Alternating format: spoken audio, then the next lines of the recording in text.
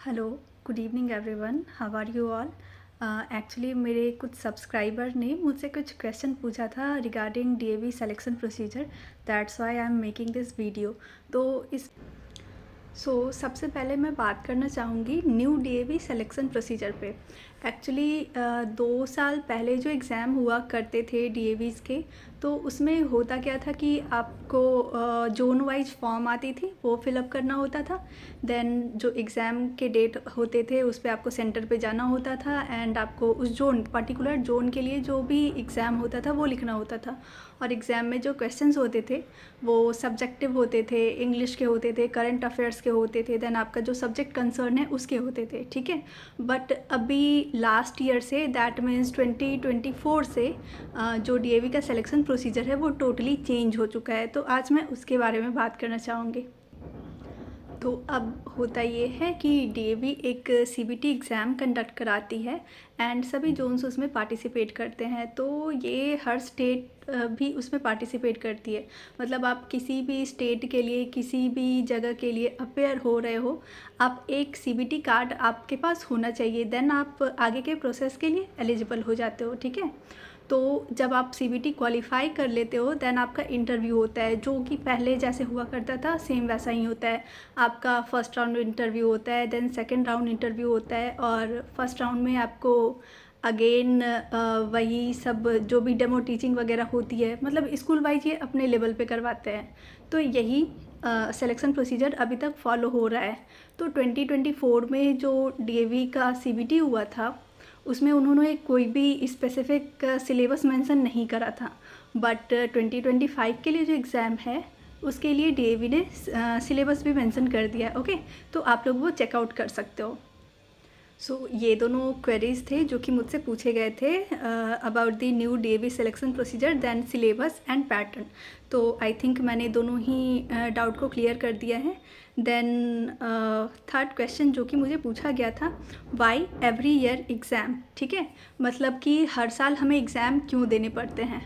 तो ये बहुत ही डार्क साइड रियलिटी है डीएवी का, कि जब तक आप परमानेंट नहीं होते हो वहाँ पे तब तक आपको अपेयर होना पड़ेगा, ठीक है। आपको सीबीटी एग्ज़ाम में अपेयर होना पड़ेगा। अभी तो मैं देख रही हूँ कि कुछ स्कूल्स जो है वो अगर अलाउ कर देते हैं कि आपको उसी स्कूल में बने रहना है तो आप नहीं भी दे सकते हो।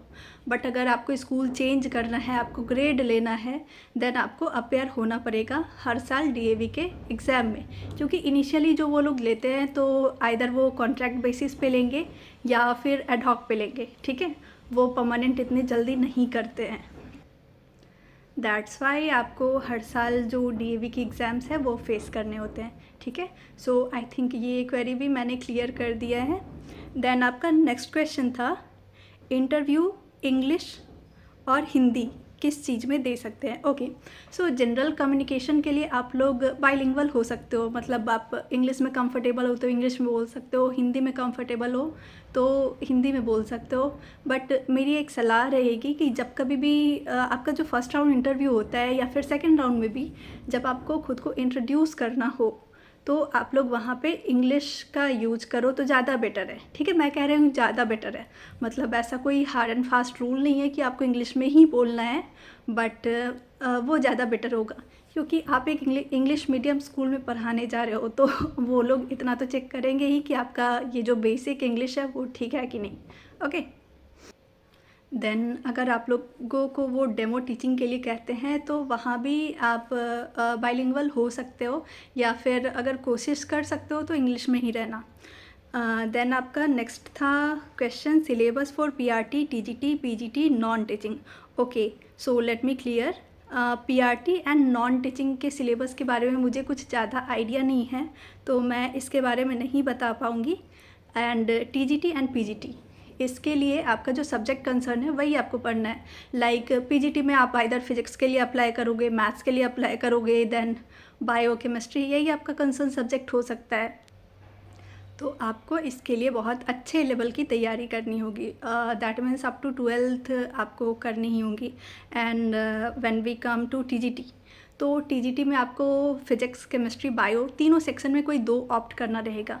तो उसके लिए आपका 12th तक का कॉन्सेप्ट एकदम अच्छे से क्लियर होना चाहिए। अब ऐसा नहीं है कि टीजीटी पोस्ट है तो आप 10th तक पढ़ के चले जाओ, उससे होने वाली नहीं है, ठीक है। वैसे तो मैं एक बात आपको क्लियर कर देती हूँ कि सीबीटी के लिए कोई भी कट ऑफ मार्क्स नहीं होती है।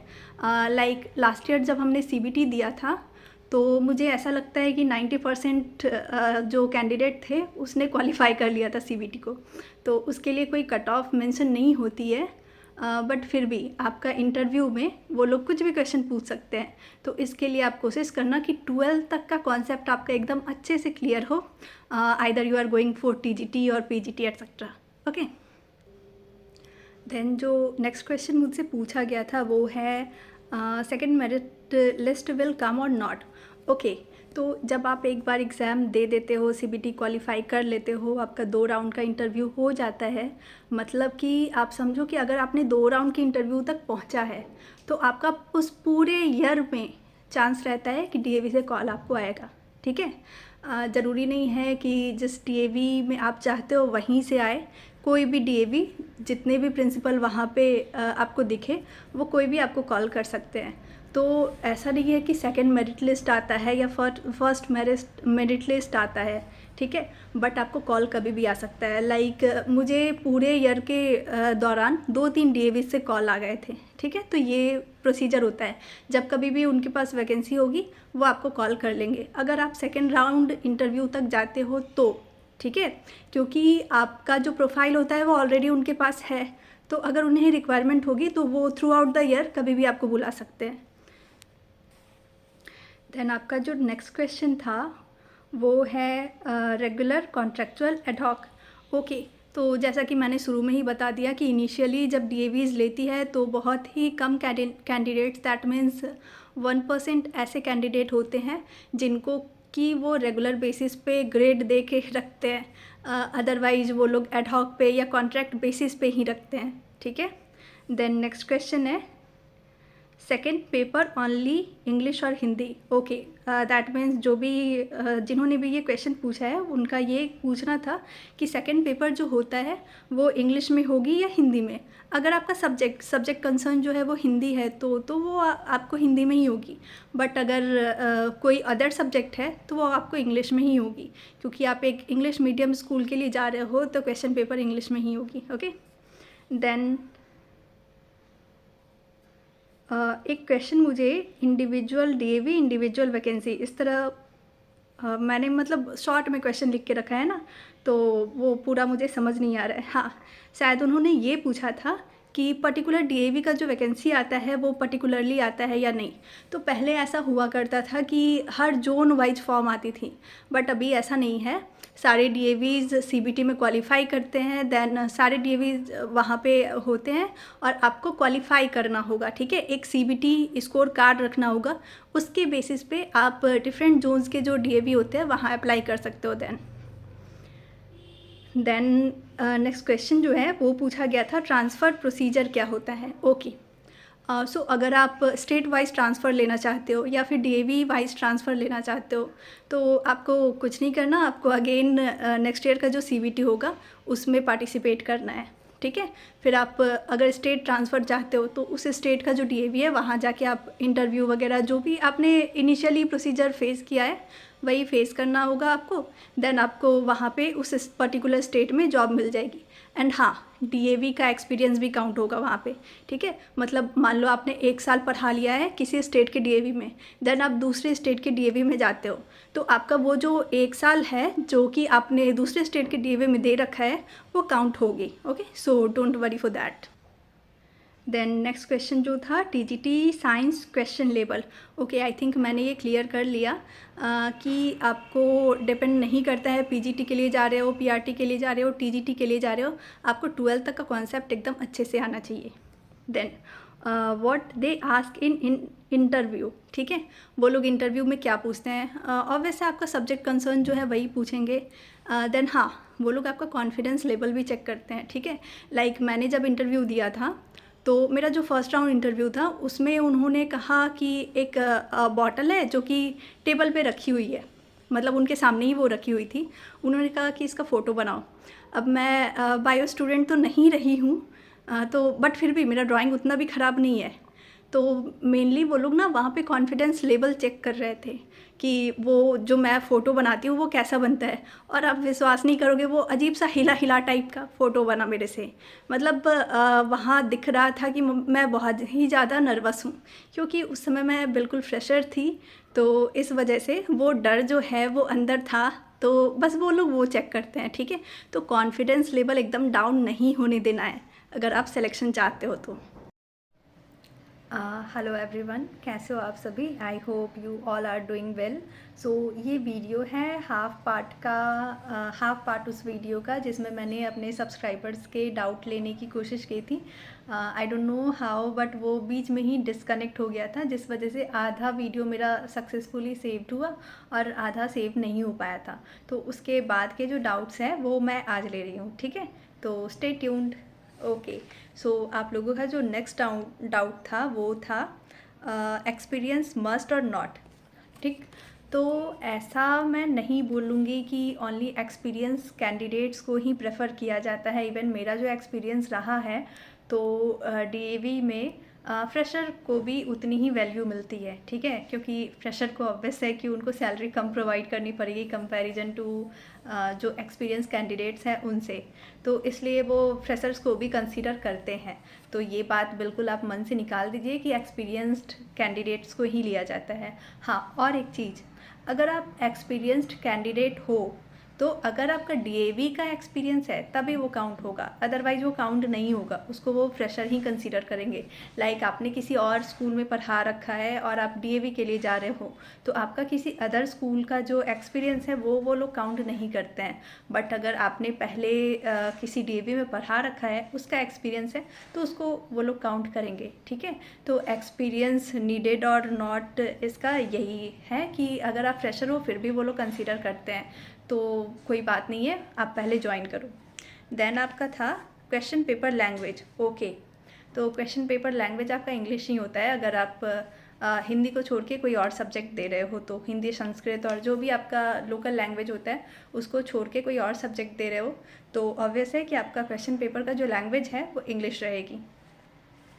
देन था marks in CBT. Okay, so let me clear one thing. आपके मार्क्स आपको पता नहीं चलते हैं, ठीक है। आपने कितना स्कोर करा है सीबीटी में, ये आपको कभी पता नहीं चल पाएगा, क्योंकि वो लोग जो स्कोर कार्ड देते हैं, मतलब सीबीटी कार्ड, पीसी सर्टिफिकेट जो देते हैं, उसमें आपका बस ये लिखा होता है whether you have qualified for the CBT और नॉट। आपको कहीं भी वहाँ पे मार्क्स नहीं लिखा रहेगा। मिनिमम क्वालिफाइंग मार्क्स कितना है ये तक हम लोगों को पता नहीं चलता है, ठीक है। और एक बात और कहना चाहूँगी कि जितने भी कैंडिडेट्स एग्ज़ाम देते हैं उसमें 90% लगभग वहाँ पे क्वालिफाई हो ही जाते हैं। मेन जो आपका खेल होता है, मेन जो आपका रोल होता है, वो होता है इंटरव्यू का, ठीक है। तो आप इंटरव्यू के लिए एकदम अच्छे से प्रिपेयर रहो। देन आपका नेक्स्ट क्वेश्चन था कट ऑफ कितना जाता है। आई थिंक ये मैंने क्लियर कर ही दिया कि मतलब कोई भी मिनिमम क्वालिफाइंग मार्क्स हैं ही नहीं, ठीक है। तो लगभग लोग क्वालिफाई हो जाते हैं सीबीटी में, बट इंटरव्यू मेन खेल वहाँ पे होता है, तो आपको उसके लिए बहुत अच्छे से प्रिपेयर रहना है। देन है क्वेश्चन सब्जेक्टिव होंगे या ऑब्जेक्टिव। तो पहले के जो एग्ज़ाम्स होते थे सिलेक्शन प्रोसीजर में, तो वो सब्जेक्टिव होती थी, बट अब ओनली ऑब्जेक्टिव्स होंगे, ठीक है।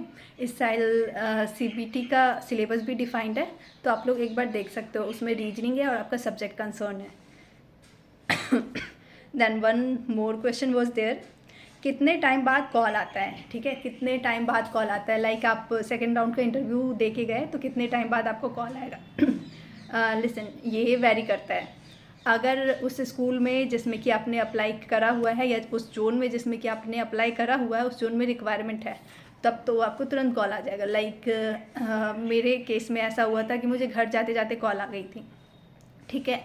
बट ऐसा नहीं है कि अगर आपको उस दिन या फिर उस वीक के दौरान कॉल नहीं आया तो आपको कॉल नहीं आएगा।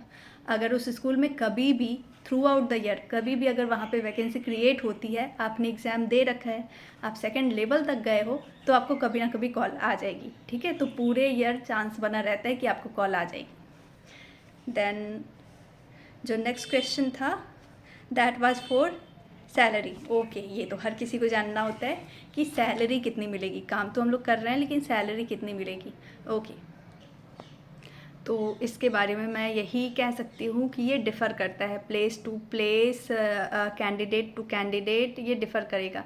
अगर आप एक्सपीरियंस्ड हो, मतलब आपका जो एक्सपीरियंस है वो डीएवी का ही है, तो वो लोग काउंट कर रहे हैं, तो आपको सैलरी थोड़ी ज़्यादा मिलेगी। और प्लेस टू प्लेस जो है आपका, मैं डिमोटिवेट नहीं कर रही हूँ, लेकिन ये डिफ़र करेगा 15 to 25, ठीक है, इस बीच में। अप टू टीजीटी लेवल का मैं बात कर रही हूँ।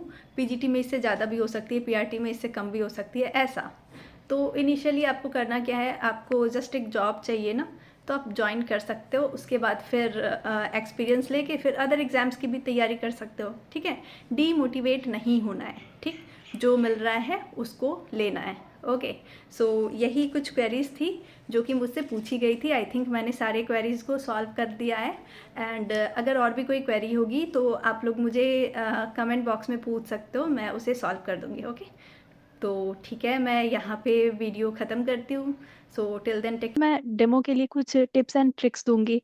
तो डीएवी के लिए डेमो के लिए मैंने कैसे प्रिपेयर किया था मैं वो भी बताऊंगी, और कुछ प्राइवेट कंपनीज भी हैं, कुछ फॉरेन कंपनीज भी है जिसके डेमो मैंने क्रैक किए हुए हैं, तो मैं उसके लिए भी, तो सबको एक क्रिस्प समराइज करके मैं आपको बताती हूँ। कुछ कुछ पॉइंट्स हैं जो कि आपको ध्यान रखने होंगे। Okay, so let's start. तो हाँ, सबसे पहले मैं ये बताना चाहती हूँ कि जोन वाइज, स्कूल वाइज जो डेमो और इंटरव्यू होता है वो डिफरेंट हो सकता है डीएवी में, ठीक है। जैसे मैंने सबसे पहली बार जब डीएवी क्रैक करा था, तो उस समय ओनली मेरे 2 राउंड्स के इंटरव्यू हुए थे और डेमो नहीं हुआ था उस समय एक भी। बट जो 2024 में मैंने दिया, तो उस समय मेरे डेमो भी हुए थे, ठीक है। तो ये school wise, zone wise differ करता है, ठीक। तो पहला तो यही हो गया आपके पास कि ये डिफर करेगा। देन सेकंड, सेकंड है आपका, हाँ, सबसे पहला अटायर आपका क्या होना चाहिए। तो ये आई थिंक आप जानते ही होंगे कि टीचिंग फील्ड में जैसा अटायर एक्सेप्टेबल है, आपको वही पहन के जाना है। जैसे लड़कियां हैं तो सूट पहन के जा सकती है, साड़ी कैरी कर सकती है, बट साड़ी में एक चीज़ होती है कि आपको डेमो देने में थोड़ी सी परेशानी होगी। हील्स बिल्कुल भी ना पहने, जिसमें आप कंफर्टेबल है, जिस भी तरह के स्लीपर्स में उस तरह का स्लीपर्स पहने। एंड बॉयज़ अपने अकॉर्डिंग देख ले कि उनको किस तरह का पहन के जाना चाहिए, मतलब नॉर्मल जो शर्ट पैंट होता है तो उस तरह के कपड़े पहन के जाना चाहिए, ठीक है। इसके बारे में आप और भी सर्च कर सकते हो यूट्यूब पे। तो पहला हमारा क्लियर हो गया अटायर का। देन दूसरा है आपका, आपको नॉक करना है देन इंटर करना है, ठीक है। देन थर्ड है, जब तक वो लोग बोले नहीं तब तक आपको बैठना नहीं है। देन फोर्थ है ब्रीफ इंट्रोडक्शन। अब इसमें फिर से बहुत लोग पूछेंगे कि क्या इंग्लिश में बोल सकते हैं, क्या हिंदी में बोल सकते हैं। तो हिंदी में आप बोल सकते हो, बट मेरा सजेशन रहेगा कि आप, अगर आप सकते हो तो थोड़ा सा इंग्लिश ही बोल लो, ठीक है। तो वो ब्रीफ होना चाहिए, मतलब वो ना क्रिस्प होना चाहिए, वो बहुत ज़्यादा लंबा नहीं होना चाहिए, ठीक है। अब जैसे बहुत लोग होते हैं कि उसमें अपनी फैमिली के बारे में बताने लगते हैं कि मेरी फैमिली में ये है, मेरी फैमिली में वो है। नहीं, ये सब बताने की वहाँ पे ज़रूरत नहीं होती है। आपको क्या क्या चीज़ें ध्यान रखनी है, आप अपना नाम बता रहे हो, कहाँ से बिलोंग करते हो ये वो बता रहे हो, देन क्वालिफिकेशन आपकी क्या है वो बता रहे हो, अगर आपके पास एक्सपीरियंस है तो वो क्या है वो बता रहे हो, देन आपके कुछ अचीवमेंट्स हैं तो वो बता रहे हो, ठीक है। मतलब अपने तक स्टिक रखना है इस चीज़ को। देन वो लोग आपसे कुछ पूछेंगे कि क्यों आपने डीएवी चुना, इस तरह का क्वेश्चन आप लोग पूछ सकते हैं। वैसे तो मतलब अगर आपको कुछ खास लगता है तो उसमें बता सकते हो, बट सर्च करके जाना तो वो ज़्यादा बेटर होगा कि हिस्ट्री क्या रही है उसके, कितने नंबर ऑफ डीएवीज है, आउट ऑफ इंडिया अगर डीएवी है तो वो कहाँ पे है। ये सभी टॉपिक्स आप सर्च करके जा सकते हो। हाँ, देन अगला है कि आप ने जो भी टॉपिक चुन रखा है अपने डेमो के लिए, उसके रिगार्डिंग आपके पास एक अच्छा सा टीएलएम होना चाहिए, ठीक है। अब अच्छा सा टीएलएम का मतलब ये नहीं भारी, बहुत भारी भरकम टीएलएम होना चाहिए, हल्की होनी चाहिए जो कि आप वहाँ पे फिक्स कर पाओ।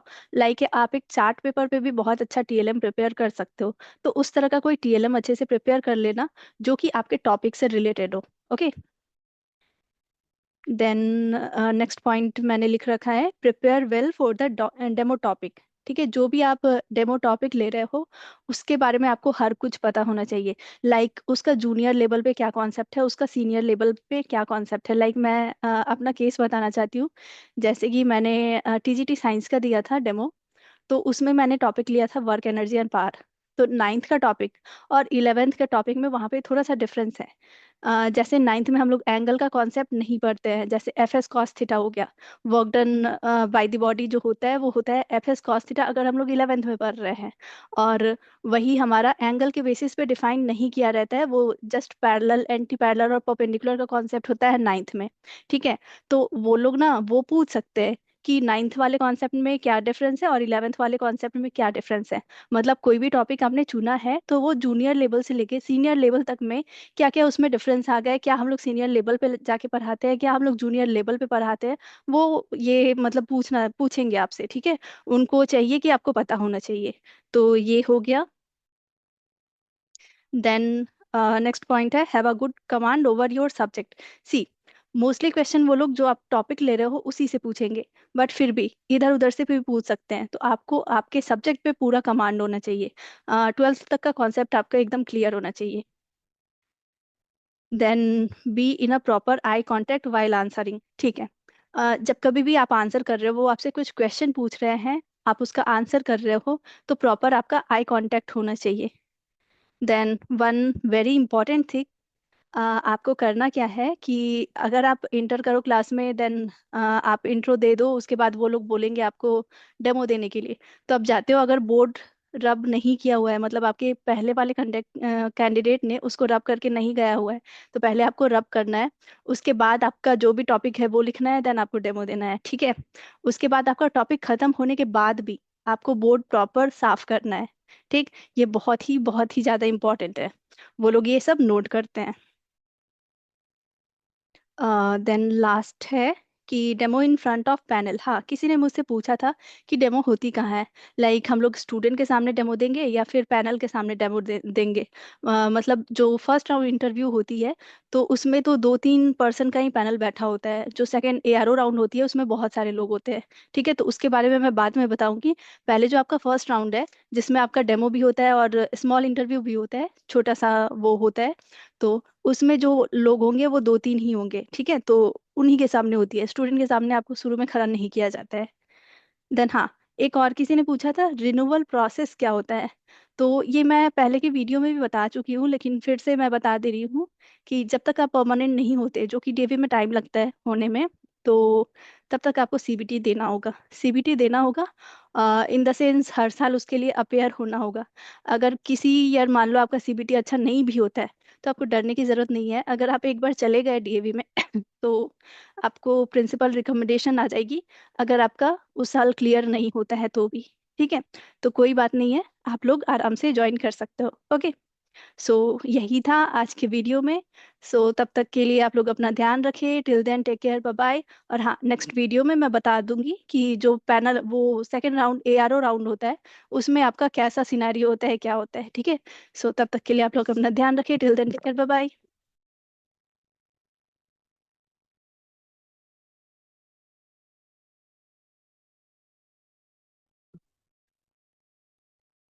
Hello everyone. I hope you all are doing good and you are preparing well for the demo and interview of the DAV. Okay, so इससे पहले के वीडियो में हमने बात करा था कि आपको कैसे वहाँ पे डेमो को प्रिपेयर करना है, क्या टिप्स एंड ट्रिक्स हैं जो कि आपको ध्यान में रखना है और एक अच्छा सा डेमो देना है। ठीक है, तो उस वीडियो में ही हमने मेंशन करा था कि जो एआरओ राउंड का इंटरव्यू का प्रोसेस होता है वो मैं आपको नेक्स्ट वाले वीडियो में बताऊंगी। सो ये वीडियो उसी के रिगार्डिंग है। ओके, सो इस वीडियो में हम लोग बात करेंगे कि एआरओ राउंड में जब आप जाते हो तो वहाँ पे आपको क्या चीज़ें ध्यान रखनी होती है, किस तरह से उसके लिए आपको प्रिपेयर करना है। So stay tuned.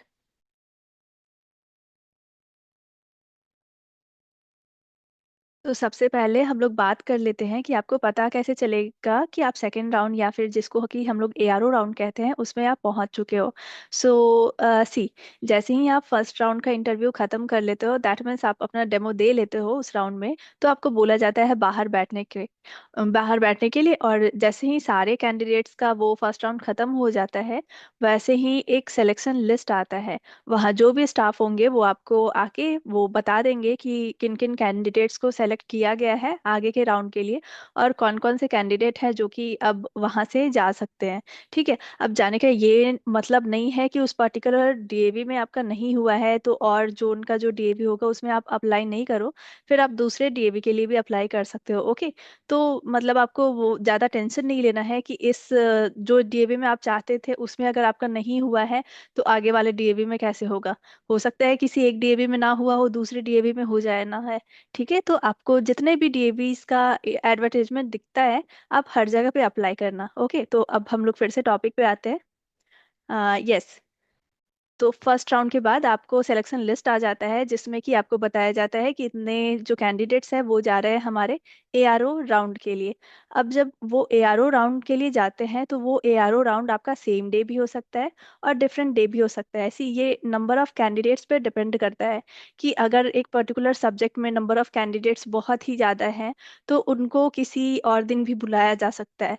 बट अगर कम है या फिर वो लोग ले सकते हैं, बहुत ज़्यादा टाइम नहीं हुआ है, वो लोग ले सकते हैं तो सेम डे भी ले सकते हैं।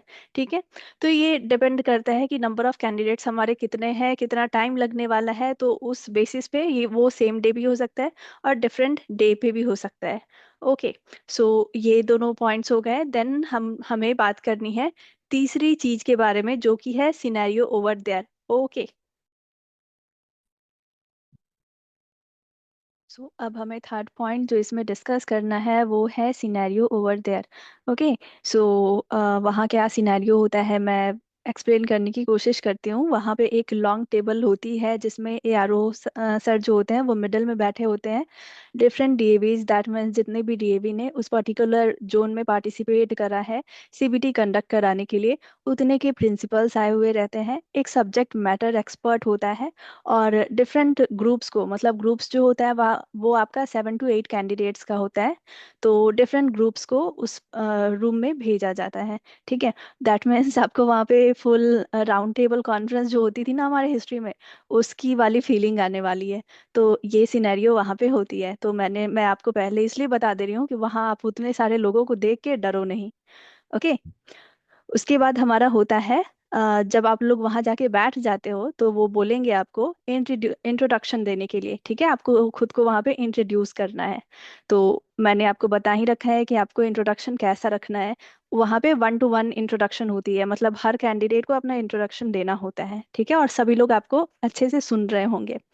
तो ये रहा हमारा इंट्रोडक्शन वाला पार्ट। देन आपका वहाँ पे होता है क्वेश्चन आंसर राउंड स्टार्ट होता है। ओके, जो सब्जेक्ट मैटर एक्सपर्ट है या फिर डिफरेंट डीएवीज के जो प्रिंसिपल हैं वो भी क्वेश्चंस पूछ सकते हैं। ठीक है, तो आपको 1 by 1 क्वेश्चन आते रहेगी और आपको ऐसा नहीं करना है कि क्वेश्चन किसी और से पूछा जा रहा है तो आप वहाँ पे शांत बैठे रहो और आपको लगेगा कि आप बच गए। नहीं, ऐसा नहीं होने वाला है। ठीक है, वहाँ पे कुछ ऐसा सिनेरियो होता है कि वो क्वेश्चन तो पूछ रहे होते हैं लेकिन एक पर्टिकुलर कैंडिडेट से नहीं पूछ रहे होते हैं। वो क्वेश्चन थ्रो होता है और जिसको भी उसका आंसर आता है वो उसका आंसर कर सकता है।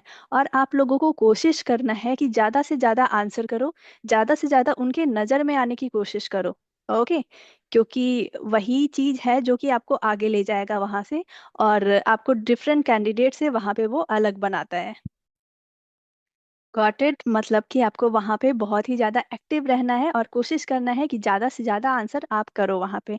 ओके, देन है आपका they will try to make you confuse but stick to your answer with confidence if you know you are right. हाँ, अभी देखो और जगह के जो इंटरव्यूज होते हैं ना वहाँ पे क्या होता है कि पहले कैंडिडेट को कंफर्टेबल किया जाता है, उसके बाद वहाँ पे क्वेश्चंस पूछे जाते हैं सो दैट कैंडिडेट में कोई भी हेजिटेशन ना हो और वो अच्छे से आंसर कर पाए। बट डीएवी का प्रोसेस थोड़ा सा उल्टा होता है। यहाँ क्या करते हैं कि अगर आप सही आंसर भी कर रहे हो तो थोड़ा सा वो लोग आपको कंफ्यूज करने की कोशिश करेंगे कि आप सोच में पड़ जाओ कि आप जो आंसर कर रहे हो वो करेक्ट है या नहीं है। ठीक है, तो वहाँ पे आपको अपना कॉन्फिडेंस दिखाना होगा। ओके, देन है ये जो पूरा प्रोसेस है ये आपका 15 से 20 मिनट लेता है। उसके बाद आपको बोल दिया जाएगा कि आप बाहर जाके बैठ सकते हो। ओके। और हाँ, इतने टाइम में उन्होंने नोटिस क्या करा होता है? उन्होंने नोटिस करा होता है आपका कॉन्फिडेंस, आपका body language, then way of expressing things. मतलब कि आप जब आंसर कर रहे हो तो आप देखना कि आपको सारे लोग वहां पे गौर से देख रहे होंगे। मतलब उनको ऐसा नहीं लगना चाहिए कि आपने बस रटा रटाया हुआ चीज आके बोल दिया। आप बच्चे के सामने खुद को कैसे एक्सप्रेस करोगे, कैसे अपनी बात को उस तक पहुंचाओगे, ये सभी चीजें वो लोग नोटिस करते हैं। ठीक है। मतलब उनको जो कैंडिडेट में चाहिए होता है वो वहां पे ढूंढ लेते हैं। ठीक है। तो यही सारे प्रोसेस हैं जो कि आपके एआरओ राउंड में होने वाले हैं। हो सकता है मुझसे कुछ पॉइंट्स स्किप हो गए हो, तो आप कमेंट बॉक्स में उसके बारे में पूछ सकते हो। Then after this process calling process will be done. इसके बाद होता क्या है कि कॉलिंग का प्रोसेस स्टार्ट होता है। जो भी पर्टिकुलर कैंडिडेट को उन्हें बुलाना होता है उसको वो कॉल करते हैं और बोलते हैं कि इस डेट से आके आप ज्वाइन कर सकते हो। फिर वहां पे जाके सैलरी नेगोशिएशन का प्रोसेस स्टार्ट होता है। ठीक है। आपको डरना नहीं है अगर आपको सेम डे पे या फिर उस पूरे वीक के दौरान कॉल नहीं आया है, क्योंकि डीएवी में ऐसा है कि अगर आपका प्रोफाइल उनके पास चला गया है तो आपको थ्रू आउट द ईयर कभी भी कॉल आ सकता है। मतलब जैसे उन्होंने जिस कैंडिडेट को लेके जाया होता है, अगर उसका कहीं और पे आ गया, कहीं और पे नाम आ गया या फिर कहीं और पे सिलेक्शन हो गया, तो ऑब्वियस है कि वो वहां पे ज्वाइन नहीं करेगा। देन उनके पास जो स्पेयर कैंडिडेट होता है उनको वो बुलाते हैं। ठीक है। तो मतलब आपका पूरे ईयर, मतलब आपने पीसी कार्ड होल्ड कर रखा है तो पूरे ईयर चांस बना रहता है। आप सेकेंड राउंड इंटरव्यू तक गए हो, मतलब कि आपका जॉब जो है वो पूरे साल कभी भी लग सकती है, इसलिए होप नहीं खोना है। ओके। कुछ और पॉइंट्स हैं जिस पे मैं बात कर लेती हूँ। यस। एक और चीज कि थोड़ा सा डिफरेंस हर जगह क्योंकि प्रोसेस में हो सकता है। ठीक है। उसके लिए आपको डरना नहीं है, आपको अच्छे से प्रिपेयर करना है। लाइक किसी एक स्टेट के डीएवी में किसी दूसरे स्टेट के डीएवी से थोड़ा सा जो इंटरव्यू का प्रोसेस और एआरओ राउंड है वो डिफरेंट हो सकता है। कहीं कहीं जो सैलरी नेगोशिएशन का प्रोसेस होता है वो एआरओ के पास ही हो जाता है, और कहीं कहीं पे ये स्कूल में बुला के करते हैं। ठीक है। तो ये थोड़ा सा डिफरेंस आ सकता है। बाकी यही थी जो कि हमें डिस्कस करनी थी। अगर मुझसे कुछ पॉइंट्स स्किप हो गया हो तो आप लोग कमेंट बॉक्स में वो पूछ सकते हो। ओके। तो तब तक के लिए यही है। So till then take care, bye bye, and prepare well for the 2 round interviews. Okay.